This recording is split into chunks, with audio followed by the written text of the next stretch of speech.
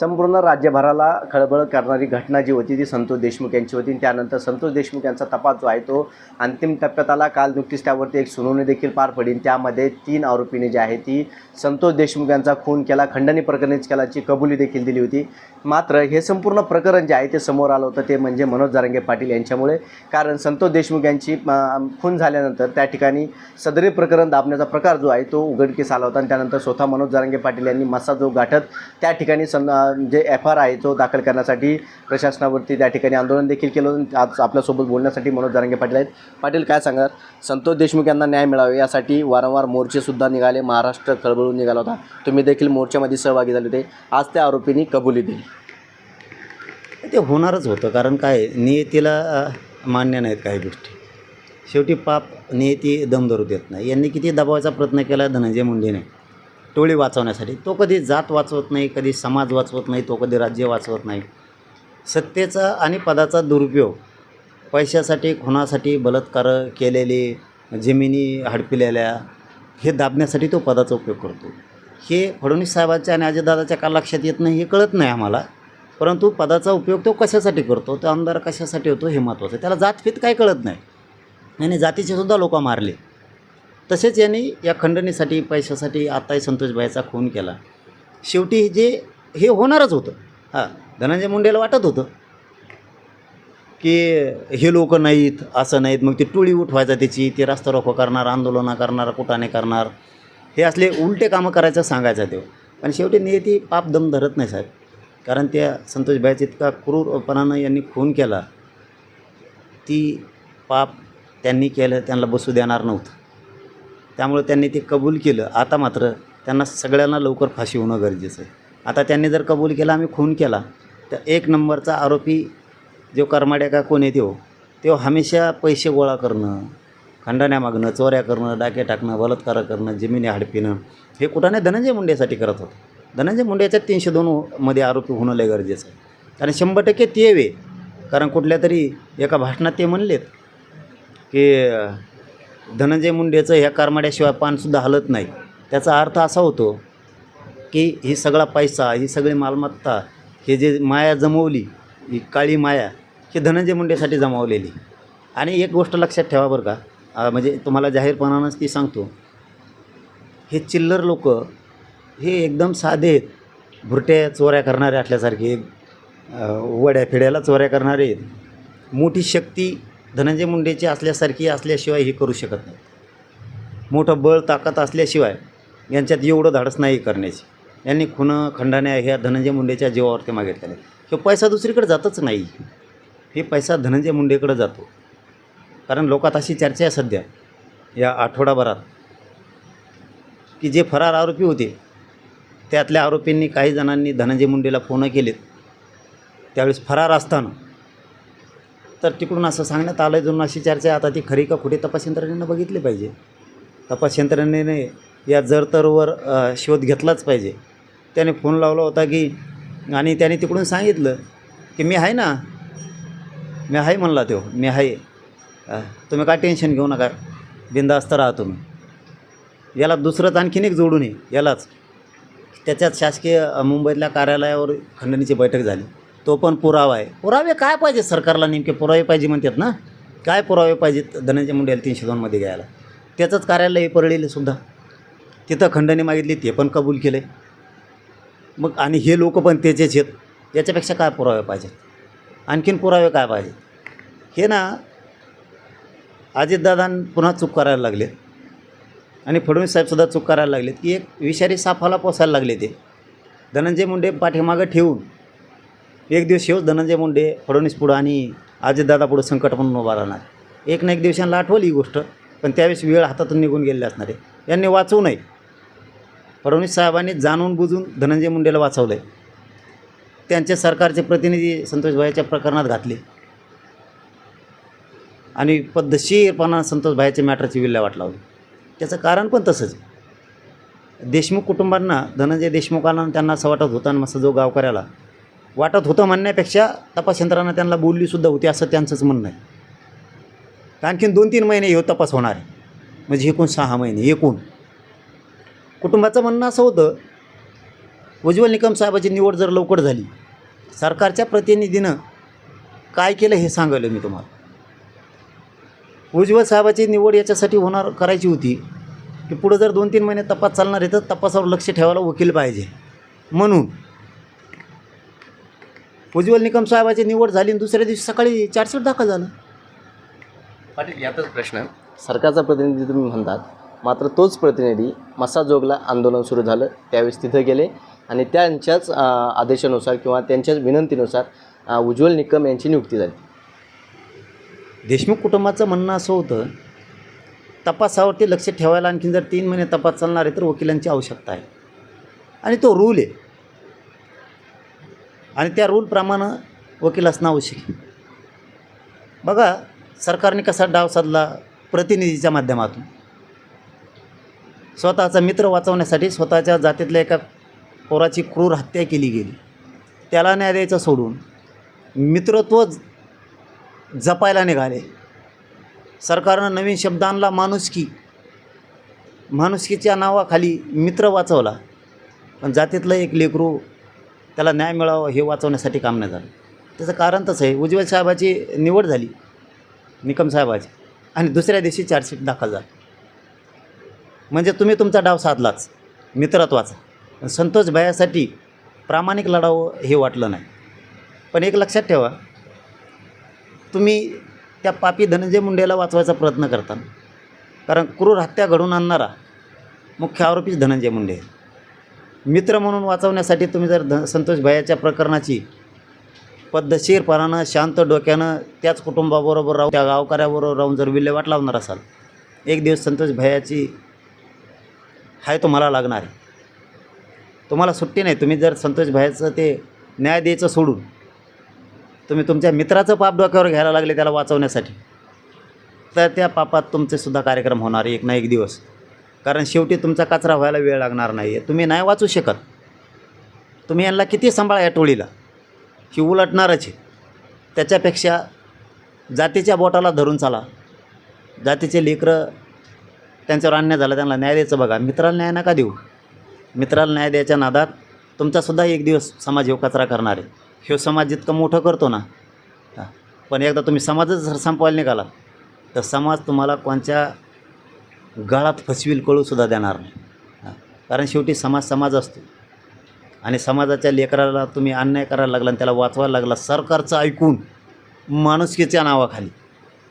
संतोष भैयाचा एकच फोटो सांगून जातो, त्यांना मारल्याच्या नंतर ज्या गाडीला टिकून बसलं ना त्यावेळेस त्यांची मान पडलेली खाली. ती फोटो सांगून जातो की मी हतबल झालो, आता मी हातात झालो. शेवटी जिवंत राहण्याची याचना पूर्ण करून बघितल्या पण नाही सोडलं, मला मारूनच टाकलं. ती फोटो अंगावरती काटे आणतो. हताशाने हतबल झालेला आहे संतोष भैया देशमुख गाडीला टिकून बसले, यांनी बसवलं आहे मारून आणि ते मेलेत असं सिद्ध झालं आहे आता तिथं. आणि आपलेच लोक सरकारचं ऐकून मित्र वाचवण्यासाठी पुन्हा दुसऱ्यांदा जर तुम्ही संतोष भैयाचा बळी देणार असाल, तुम्हाला ते पाप शांत झोपू नाही देणार. मित्र वाचवण्यासाठी तपास यंत्रणेवरती काही दबाव त्यांनी तयार केला असेल काय, एकीकडे संतोष देशमुख यांच्या कुटुंबाशी बांधिलकी साधायची, दुसरीकडे मराठा समाजाशी वागायचं आणि तिसरीकडे मित्राला वाचवायचं, अशी भूमिका त्यांची असायची का? तपास यंत्रणा ऐकून मला असं वाटत नाही. त्यांचं तपास यंत्रणेतले अधिकारी जरा खंबीर होते, पण एक गोष्ट असू शकते, त्यांना काम करू दिलं नसावं तपास. कारण तपास अधिकाऱ्याला माहीत असायला पाहिजे की धनंजय मुंडे त्याच्यात 100%, पण देवेंद्र फडणवीसने फुल स्टॉप लावायला लावला. धनंजय मुंडे सापडलाच नाही. अजित पवार तसंच म्हणतायत, फडणवीस साहेब बी तसंच म्हणतायत की पुरावे सापडले नाही. पुरावे सापडल्यावर मध्ये टाकू. काय पुरावे पाहिजेत तुम्हाला? का तो त्याचाच माणूस आहे. तो खंडणी गोळा करतो त्याला देतो, खून करतो त्याला, ते कशासाठी करतो? बलात्कार, जमिनी, प्लॉट हडपितो कशासाठी? त्यालाच देतो. काय पुरावा पाहिजे? तो त्याचा कार्यकर्ता आहे. एका सभेत सांगितलं सुद्धा त्याशिवाय पान हलत नाही म्हणून धनंजय मुंड्याचं. गाड्या नेणारे मुंडेंनी म्हणले होते की आहे कार्यकर्ता तर आहे, असं ते बोलले होते. हो ना. पुरावे काय पाहिजेत तुम्हाला? पुरावे काय पाहिजेत? अरे बाबा फडणवीस साहेब, रिक्षा असतो आमचा गोरगरिबाचा, ह्यो जर खेड्यातून शहरात आणला 20 रुपये मिळते एका मागे एक 20 रुपये 10 रुपये दिवसभर ऊन डोक्यावर घ्यायला लागतं त्याला. आमच्या कष्टातून घेतलेला तो रिक्षा,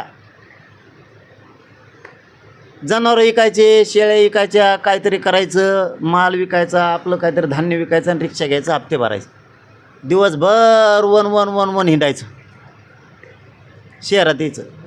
त्याचं जर एखादा अर्ध सीट जास्त बसलं ना, एखादा अर्ध सीट माणूस त्या रिक्षात, पोलिस जागेवर धरते. महिनाभर त्याने उन्हातानात मरमर करून कमिलेले पैसे त्या दंडात घालावं लागते, नाही त्याला हप्ता म्हणून द्यावा लागतो त्या पोलिसाला. काय नाही सहन झालं तुम्हाला, एक जास्त बसल्याला त्या रिक्षात एक, त्याचा अर्थ होतो तुम्ही कायदा मोडला, तुम्ही नियम मोडला, तुम्ही एक्स्ट्रा जास्त एक माणूस बसविला म्हणून त्याला ते दंड दिला.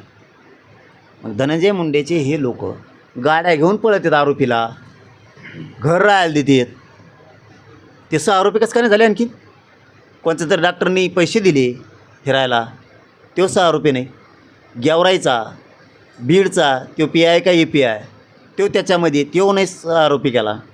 तो पाटील आणि महाजन हे दोघं 6 आरोपी नाही केले, कारण ज्या दिवशी खून झाला त्या दिवशी त्या आरोपी संघ पोलिस ती होती. त्या कार्यालयात कुठं बैठक झाली केसच्या, एकही 6 आरोपी नाही झाला आणखी. म्हणजे इकडं तुम्हाला आमच्या गोरगरिबांच्या मोटरसायकलवरती नंबर नसला तर दंड टाकता, चूक केली म्हणून.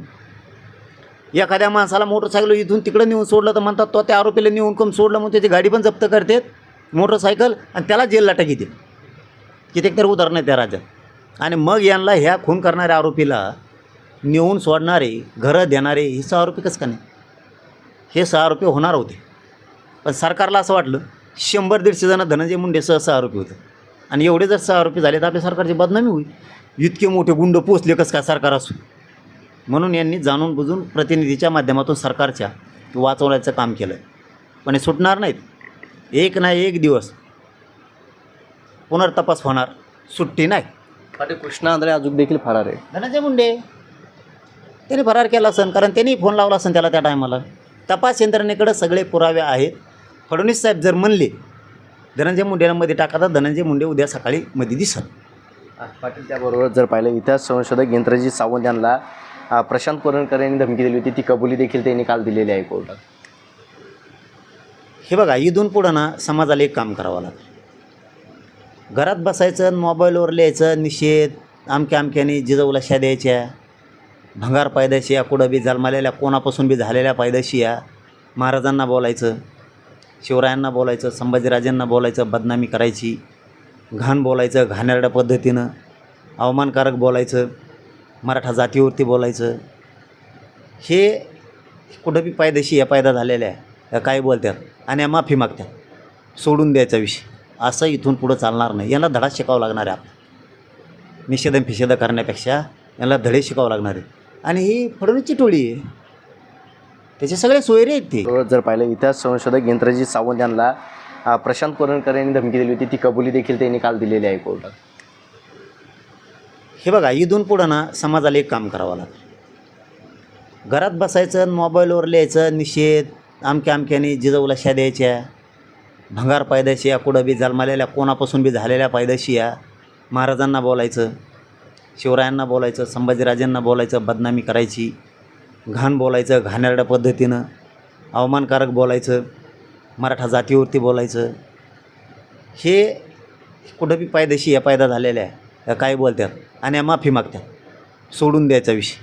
असं इथून पुढं चालणार नाही. यांना धडा शिकावं लागणार आहे. आपण निषेध फिषेध करण्यापेक्षा यांना धडे शिकावं लागणार आहे. आणि ही फडणवीसची टोळी आहे, त्याचे सगळे सोयरे आहेत ते. आम्ही काय नाही करून आमच्या विरोधात देवेंद्र फडणवीसची टोळी बोलते. टोळी तयार केली तिने, ती सोशल मीडियावर बोलणार, हिशोब होईल. आम्ही गोरगरिबांच्या लेकराचं कल्याण होणार आहे आरक्षणातून म्हणून गप आहेत.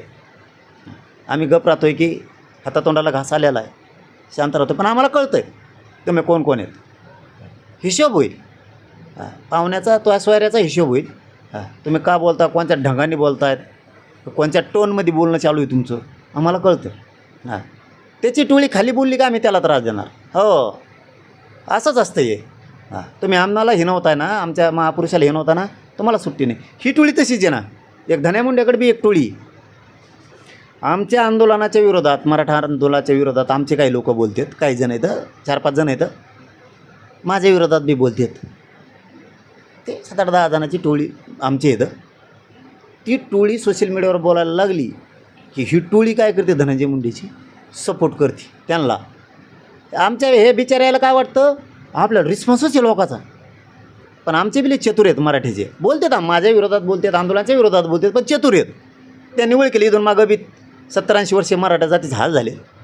त्यांनी ते सपोर्ट वाचायला सुरू केला. अरे ते म्हणले सपोर्टला दुसरेच नावं आहेत, हे आपल्यात लावायला बी करायलेत. हे आपल्याला आपण बोलतो त्यासाठी सपोर्ट नाही आहे. जरांगे पाटलाला विरोध करतो किंवा त्या आंदोलनाला विरोध करतो म्हणून हे धनंजय मुंडेची टोळी आपल्याला सपोर्ट करायची, आपल्यात फूट पाडायसाठी. आमच्या लोकांनी, काही लोकांनी बंद केलं बोलायचं. आमचे बी हुशार आहेत, त्यामध्ये अजिबात नाही. आपली काय नाराज आहे ना, नंतर बघू. हां, पण यांना सांग नाही घुसून द्यायची आता आपल्यात बोलायला. आणि त्या टोळीला वाटतं ते खालून लिहितात ना, मग माझ्या विरोधात किंवा आंदोलनाच्या विरोधात बोलणाऱ्याच्या, ते आमच्या माणसाला वाटतो लोहित माणसाचा सपोर्ट हो आपल्याला. पण हे धनंजय मुंडेची टोळी बेटे हो. आमचे हुशार झाले, त्यांनी बोलायचं बंद केलं आता. तुम्हाला जागा नाही ठेवली त्यांनी सपोर्ट द्यायला आणि तुम्हाला आमच्यात फूट पाडायला. तुम्ही किती चालबाज येत आणि किती विषारी आहेत. धनंजय मुंडे टोळी आमच्या लोकांनी ओळखली. पण बेटे हो, तुम्ही किती सपोर्ट करतात, खाली काय नावं येतात ते आमचे लोक ओळखून घेतात. तुम्ही कोण आहेत ती, तुम्ही किती लिहा रे, किती सपोर्ट द्या, तुमच्या वरच्याकडे बघतोच. तुम्ही जितकं इकडं आम्हाला डावचायचा प्रयत्न करणार आमच्या लोकाला, तितका तुमच्या मुख्याला मी आहे ना नीट करायला. मी नीट करतो तुम्हाला. पाटील, तुम्ही एक वक्तव्य केलं होतं आता, पुन्हा मुंबईला जाणार, मुंबई जाम करणार, मुंबई बघायची, नेमकी कधी काय? नाही, होईल ना रे, होईल. एक ना एक दिवस शेवटी समाज जाणारच. कारण संयम तरी किती असतं. आता 2 वर्ष होत आले हे आंदोलन शांततेत सुरू आहे, तरी अडचणी आम्हालाच उभा करतात. एक अडचण सांगतो, जय महाराष्ट्राला मुद्दा म्हणून सांगतो आणि आपण दाखवायला पाहिजे. ती सरकारनं आम्हाला ECBC आरक्षण दिलं 10%. आम्हाला मान्य नव्हतं ते, तरी दिलं. ठीक आहे, दिलं आहे ना तुम्ही आता. तर प्रॉब्लेम असा झाला आहे, ECBCतून पोरांनी फॉर्म भरलेत, लोकसेवा आयोगाच्या पोरांनी. MPSC करतायत पोरं, 1001 जण आहेत. 425 जणाचं घराणं माझ्यापर्यंत आलं. हे क्लास 1 होणारे अधिकारी आहेत आमच्या मराठ्यांचे. बघा, मला तुम्हाला चॅनलच्या बांधवाला तुम्ही हमेशा आमच्या प्रश्नाला वाचा फोडलेले म्हणून मला ते सांगणं गरजेचं आहे, म्हणून सांगतो आहे. आणि हे तुम्हाला दाखवणंसुद्धा तेवढंच गरजेचं आहे. माझ्या समाजाचे लेकरं त्यांचे आईबाप रात्रंदिवस कष्ट करून त्यांना शिकवते. 10 वर्ष अभ्यास केला आहे MPSCच्या पोरांनी. 425 पोरं माझ्यापर्यंत आले. कशासाठी आले ते सांगतो. तसे 1000 पोरं आहेत, त्यांना माहीतच नाही आणखीन काय. परीक्षा 3 एप्रिलला आहे, म्हणजे शेवटचा फॉर्म भरायचा. शेवटचा फॉर्म भरायची तारीख 3 एप्रिल आहे. आता राहिले 4-5 दिवस. त्यांनी अगोदर ECBCतून घेतलं का? सरकारने सांगितलं ECBCतून घ्या, मी तुम्हाला ECBC आरक्षण दिलं. त्या बिचाऱ्या पोरांनी घेतलं, त्यांचा काय दोष आहे? आता त्यांना म्हणतात फॉर्म तुम्ही EWSमधून भरा. राज्यात EWS लागू आहे का? नाही ना. आणि त्यांनी जर EWSमधून फॉर्म भरले आणि परीक्षा दिल्या, उद्या ते पोरं सगळे बाहेर निघणार. कारण EWSच लागू नाही, तुम्ही फॉर्म कसं का भरले? उद्या पोरं कोर्टात जाणार. मान्य न्यायालय बी काय नाही देणार, EWSमधून कशाला फॉर्म भरला? EWSच लागू नाही. म्हणजे सरकारनं ECBC आरक्षण दिलं, पण मराठ्यांच्या पोराचं पद्धतशीरपणानं वाटोळं करायचं पण ठरवलं. म्हणजे आमचे 400-450 पोरं क्लास 1 अधिकारी होणार आहेत. लहान आकडा नाही हो. बघा कसं देवेंद्र फडणवीसने मान्य मराठी संपवायचं ठरवलं. कसं मान्य वापरून. माझी विनंती आहे फडणवीस साहेबाला, 31 तारखेच्या आत ECBCची लिंक ओपन झाली पाहिजे त्या पोरांसाठी. ही माझी विनंती आहे तुम्हाला.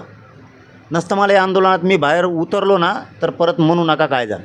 हो, कारण माझ्यासाठी माझ्या समाजाचे पोरं जे आईबापाने शिकवलेत कष्ट करून, त्यांना वर आणणं माझी जबाबदारी आणि ते मी पार पाडणं.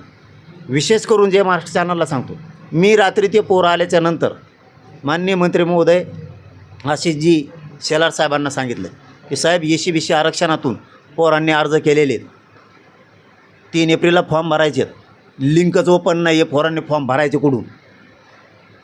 तुम्हीच आरक्षण दिलं आहे मराठ्यांचं चांगलं व्हावं म्हणून, आणि आज ECBC लागू नाही आहे.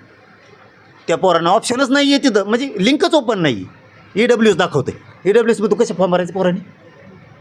त्यांनी सांगितलं आहे, पाटील मी ते फडणवीस साहेबांशी बोलून लिंक ओपन करायला लावतो असे शेलार साहेब. एसीबीएस करून मराठ्यांना आडकाठी निर्माण करण्याचा प्रयत्न केला जातो सरकारकडून. बाहेर काढायचंच प्रोसिजर ही वाटोळ करायचीच प्रोसिजर आहे. एसीबीसीतून फॉर्म भरण्यासाठी MPSCच्या पोराला लोकसेवा आयोगाच्या पोरांना लिंकच नाही आहे आणि 3 एप्रिलला आता फॉर्म भरायचे EWSमधून भरा म्हणतात. लोकसेवा आयोगाचे अध्यक्ष हे काम करतात का मराठ्यांच्या पोराचं वाटोळं करायचं? रजनी शेठ साहेब आहेत तिथं कुणीतरी हे काम करतात काय? ECBC आरक्षण सरकारनं दिलं, मग ECBCमधूनच लिंक यायला पाहिजे ना. EWSमधून लिंक कसं काय दी? मी हेच काम आमदार राणासाहेबाला सुद्धा सांगितलं आहे, जगदीशसिंह राणासाहेबाला सुद्धा पोरांचं वाटोळं होऊ देऊ नका. राहुल कुल साहेबाला सुद्धा सांगितलं आहे आमदार की तुम्ही पोरांचं माझ्या वाटोळं होऊ देऊ नका, आरक्षण तुम्ही दिलं आहे तर ते लिंक ओपन व्हायला पाहिजे. हेच काम आमदार अभिमन्यू पवार साहेबांसुद्धा सांगितलं आहे, कारण मुख्यमंत्री कार्यालयाचं काम तुम्ही बघताय. हे कामं त्यांना सांगितलेत आणि त्यांनी शब्द दिला आहे.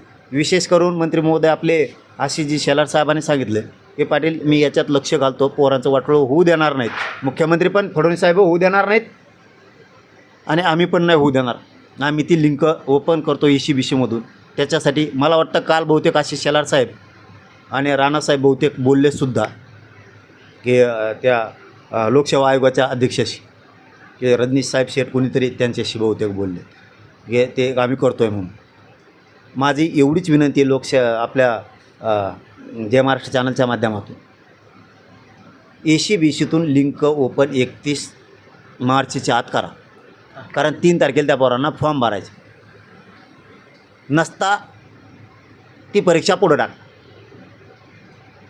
त्याच्या अनुषंगाने प्रश्न मुलींना मोफत शिक्षण असं घोषणा सरकारकडून करण्यात आली, मात्र ज्या मुलींचं शिक्षण झालं आहे त्यांना आता काही शाळा ज्या आहेत त्या फीसाठी तगादा लावत आहेत, त्यांच्याकडे तो GR आला नसल्याचं त्यांच्याकडून सांगण्यात येत आहे. हे काय बरं झालं विषय काढला, मानावं लागेल तुम्हालाच जय महाराष्ट्र चॅनललाच. हे बघा ही MPSCचं आत्ता सांगितलं तुम्हाला 3 तारखेला एप्रिलला फॉर्म आहे त्यांचा, ऑप्शन काही नाही आहे. हे झालं एक. आत्ता मुलीचं काढलं तुम्ही. आत्ता माननीय मंत्री महोदय शिरसाट साहेबाकडं मी काही पुण्याचं शिष्टमंडळ पाठवलं आहे संजयजी शिरसाट साहेबाकडं, ही काय प्रकार आहे म्हणून. दुसऱ्या याच्यासाठी पाठवलं आहे परत की त्यांच्याकडं सामाजिक न्याय विभाग मंत्रालय शिरसाट सरांकडं आपल्या संजयजी शिरसाट साहेबाकडं व्हॅलिडिटी दिली जात नाही आहे. आता जूनमध्ये ॲडमिशन सुरू होतील, आत्ता भरत्या आहेत. आमचे कुणबी प्रमाणपत्र निघालेत ना, तुम्हाला व्हॅलिडिटी द्यायला अडचण काय? गोड बोलून तुम्ही फडणवीस साहेब मला काही कळत नाही, मराठी का संपवायचे तुम्हाला? मराठ्याला कळत नाही की फडणवीस साहेब तुम्ही मराठ्यांचे लोक ज्यांनी तुम्हाला आता या सत्तेवर बसवलं आहे मराठ्यांनीच, मराठ्यांना कळतं आहे तुम्ही वाटोळं करायला लागला बेकार होईल बरं का. कारण ह्यो संयमाचा एकदा जर स्फोट झाला ना, पोरण मराठीसुद्धा विचार करणार नाही. मुलीचं मोफत शिक्षण आहे, 100% फीस घेतली. DBTमध्ये काय दाखवतं आहे 50%. फीस किती भरून घेतली? 100%. शिष्यवृत्ती आहे का? नाही. तुम्ही काय सांगितलं होतं ECBCला? जाऊ द्या, तुम्ही विचारलंच तर महत्त्वाचा विषय आता. ECBCच्या OBCच्या धर्तीवरती सवलती लागू करू, बरोबर. ECBCला किती अभ्यासक्रम सुरू केला तुम्ही? 614. हां, आणि OBCसाठी किती येतात? 1554. कशामुळं तफावती? ही तफावत OBCच्या धर्तीवरती तुम्ही ECBC मराठ्यांना आरक्षण दिलं. अभ्यासक्रम 1554 मराठ्यांना पण कसं काय नाही? वंचित चंद्रकांत दादा पाटील काय करतायत? फडणवीस साहेब काय करतायत? ECBC आरक्षण तुम्ही देता, OBCच्या धर्तीवर सवलती लागू करा म्हणताय. मग अभ्यासक्रमात तफावत का? याला जोडू पोरांना शिष्यवृत्ती भरण्याचं ऑप्शनच नाही. कसं शिकायचं पोरांनी? आता हेच लोकसेवा आयोगाचाच विषय, याच्यामध्येच पोरं घेतलेत तुम्ही ECBCतून. तुम्ही आता रिजेक्ट कसं काय करणार? ती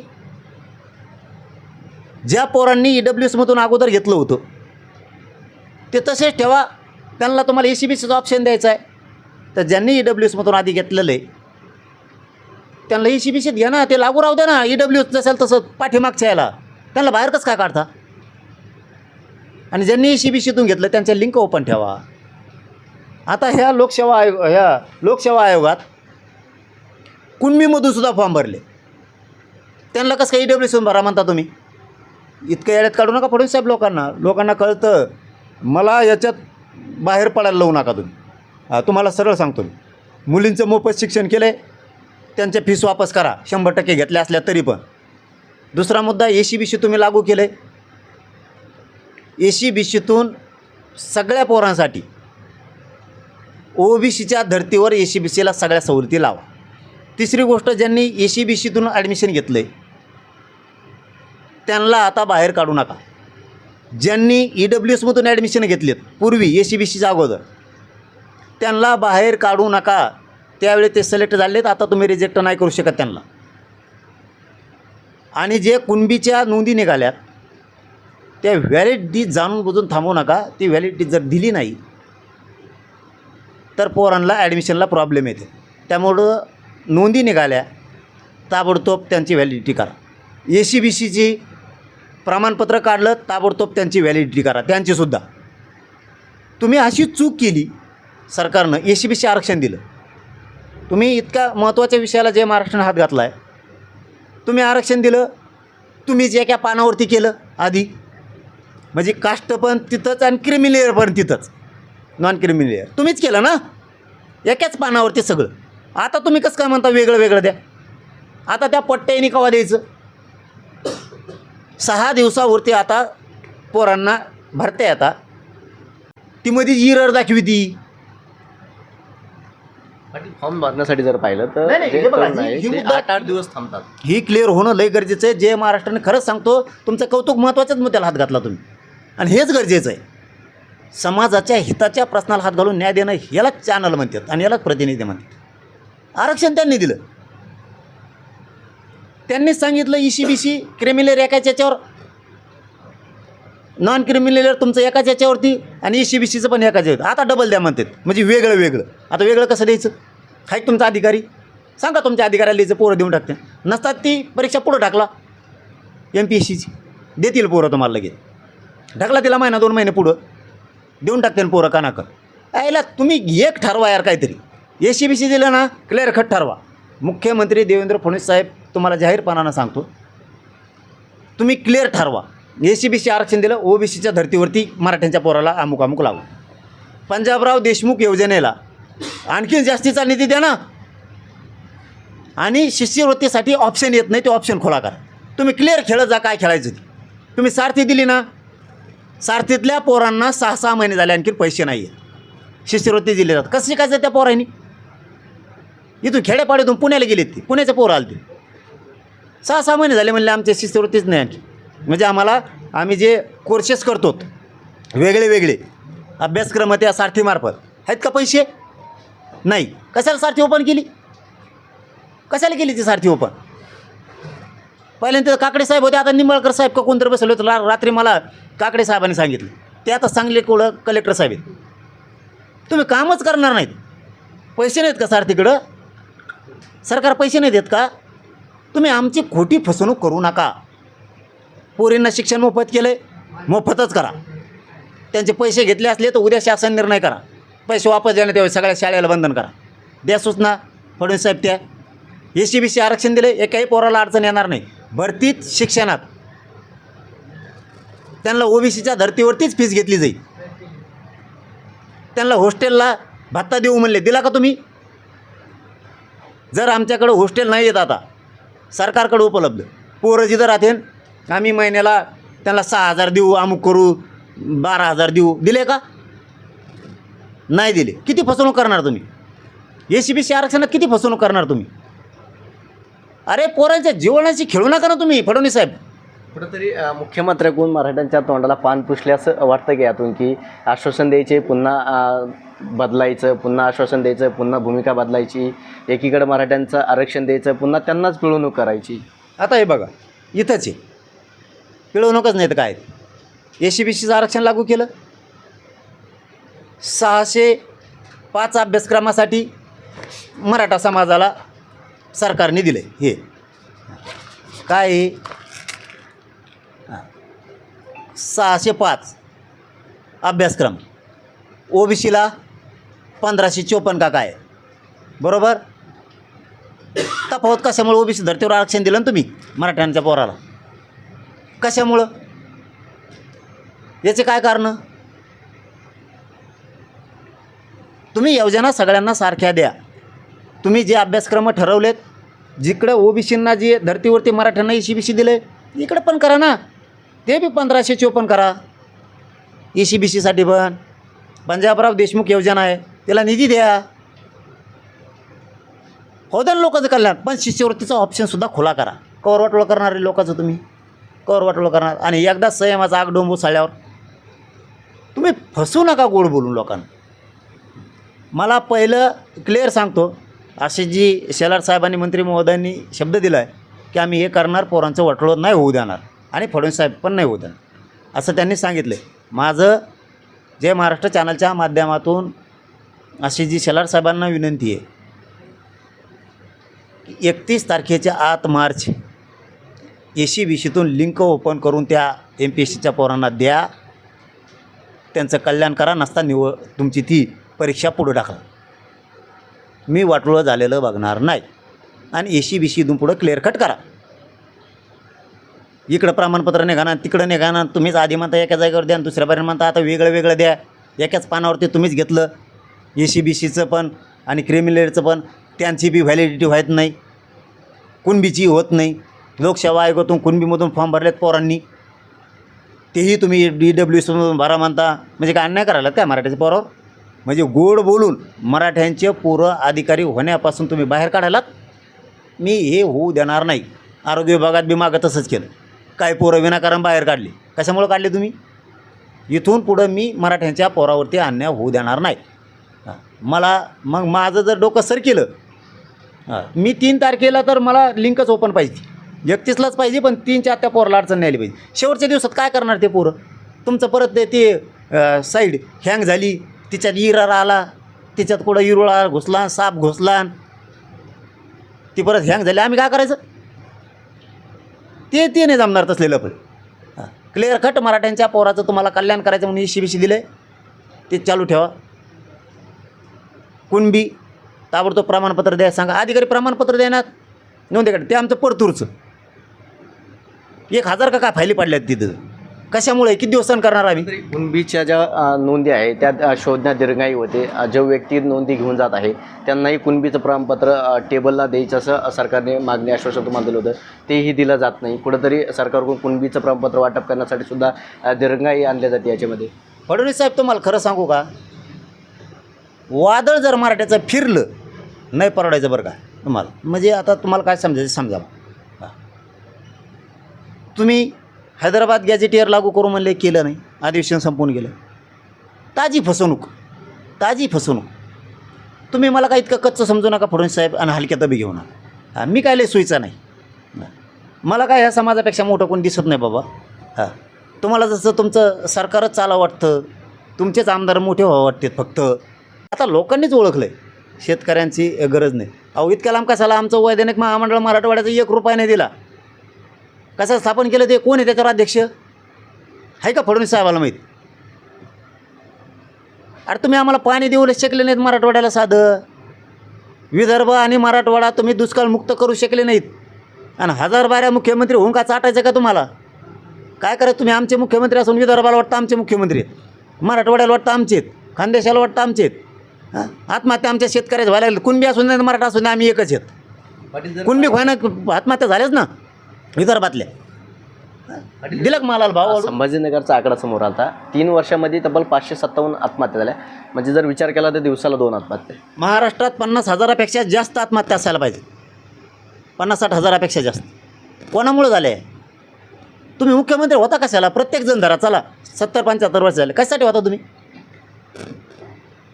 पाणी, लाईट, मालाला भाव देऊ एवढंच म्हणतात, आणि कर्जमुक्त करू 75 वर्षापासून एवढंच म्हणतात. अरे मराठवाड्याचा अनुशेष भरून काढू शकला नाही तुम्ही. ना मराठवाड्याला पाणी उपलब्ध केलं, ना लाईट दिली तुम्ही, ना मालाला भाव दिला, ना पाणी दिलं, ना काय केलं आहे? काय केलं?